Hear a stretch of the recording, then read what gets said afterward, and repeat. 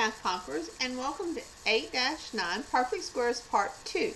Before we begin our lesson today, we need to talk about a problem in 8-9 Part 1 that needs to be corrected. In the last 4 problems on that lesson, if you'll go back and look in your notes where you worked your problem, and you may have caught it. If you did, wonderful, great, glad you caught it. If you did not, this was negative, and when I went to the 17x, I made it positive, and it should have been negative, and it made all of our signs wrong. I'm hoping that you caught it.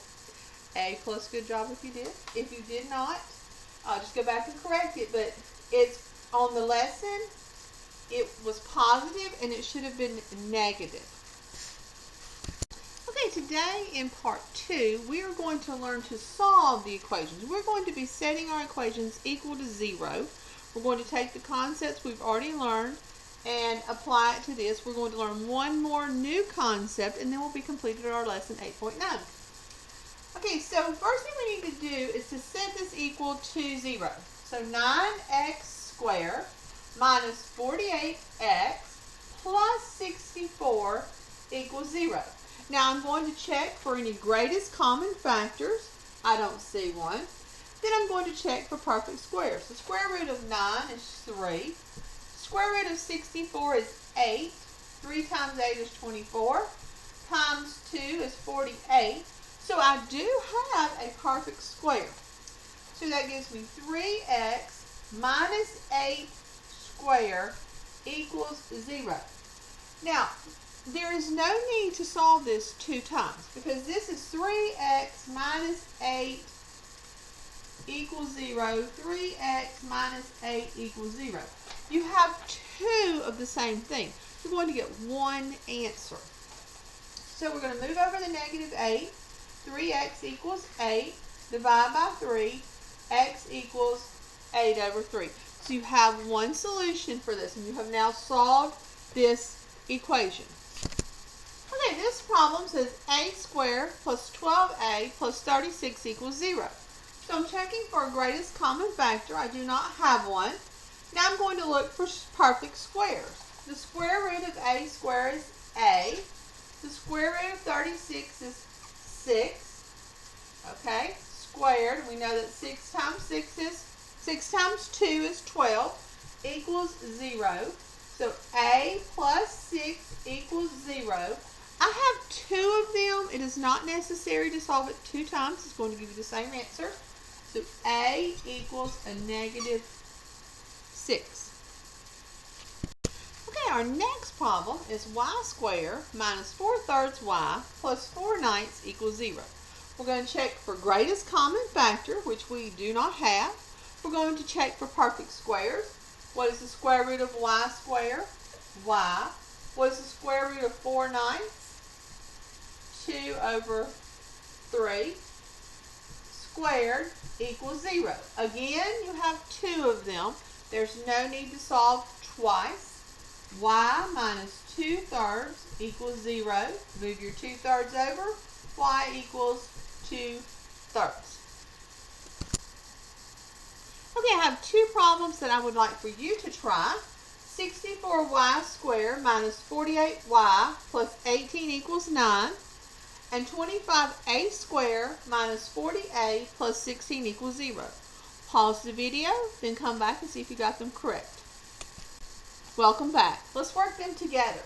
The first thing we need to do to this one is to set it equal to 0. So we're going to move our positive 9 over, making it a negative 9. So I'm going to have 64y squared minus 48y plus 9 equals 0. Checking for greatest common factor, no. Checking for perfect squares, yes. The square for 64 would be 8, and for 9 would be 3. 8 times 3 is 24, times 2 would give me the 48. So I do have a perfect square.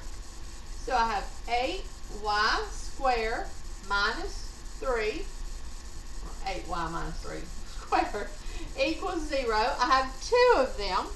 So 8y minus 3 equals 0. If you move your 3 over, that would be 8y equals 3. divide by 8, and y equals 3/8. Okay, let's look at this equation.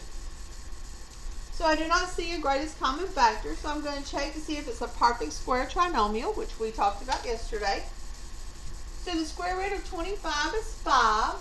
Square root of 16 is 4. Multiply it and get 20. Multiply it by 2 gives you 40, so I have a perfect square. So again, I'm going to say 5a minus 4 squared equals 0. 5a minus 4 equals 0. Move my negative 4 over. Divide by 5, and that will give me a equals 4/5. Okay, now we're going to talk about our new property, the square root property. You may want to take this down and write it in your notes. It is a very important definition that you do need to memorize. To solve a quadratic equation in the form x squared equals n, take the square root of each side. For any number, n is greater than or equal to 0. If x squared equals n, then x equals positive square root of n and negative square root of n. Anytime we take a square root, we have a positive answer and a negative answer. Don't forget that. Very important. Example, x squared equals 25.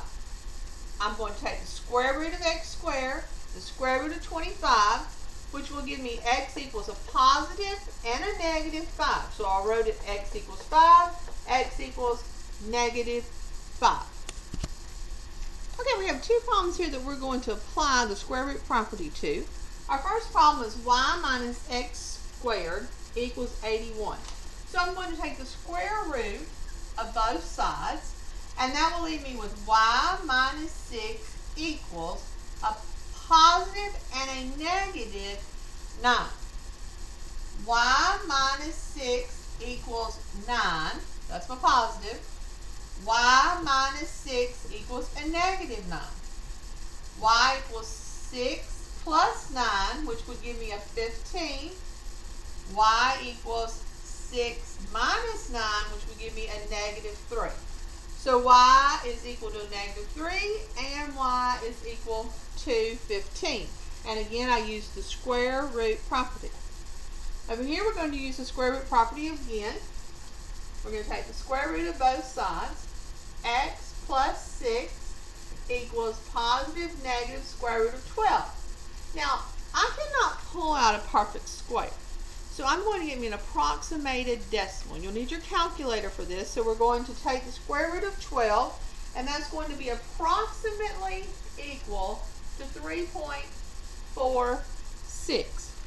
So it would be x equals, it's going to become a negative 6 plus 3.46, and x equals a negative 6 minus 3.46. This is going to give us x equals a negative 2.54, and this is going to give us x equals a negative 9.46. Okay, we're going to work two more together, and then I'm going to let you work two on your own. A minus 10 squared equals 1 square root of, just 121. I wasn't supposed to put the square root signs yet. Sorry about that. Okay, I'm going to take the square root of both sides, and that's going to give me a minus 10 equals plus or minus an 11. A equals 10 plus 11. A equals 10 minus 11.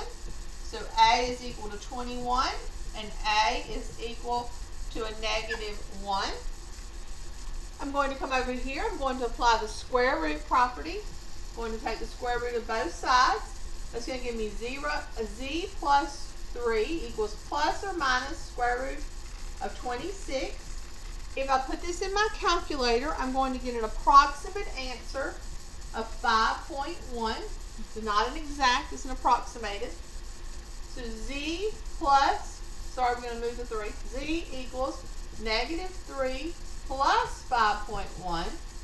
Z equals negative 3 minus 5.1. Z equals 2.1. Z equals negative 8.1. Okay, I have two problems that you can try. 4x squared equals 36, and z plus 5 squared equals 47. Pause the video, unpause the video after you have worked them. Okay, let's see if you got the correct answers. We're going to take the square root of both sides, leaving me with 2x equals plus or minus a 6. 2x equals 6. 2x equals negative 6. X equals 3. X equals negative 3. Remember, the square roots gives us a plus and a negative answer. Okay, we're going to take the square root on this. It's going to give me z plus 5 equals plus or minus, and if you put it in your calculator, it's approximately 6.86. Remember to round.